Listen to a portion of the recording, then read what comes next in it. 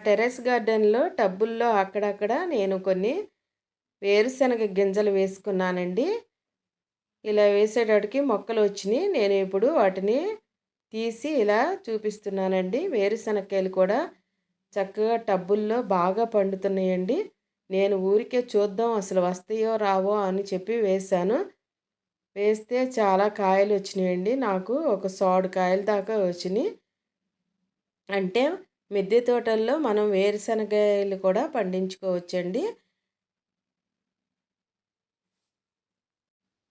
నేను అలా గింజలు వేశాను అంతేనండి.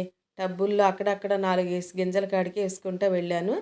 3 నెలలకి నాకు ఇలా వచ్చినియండి.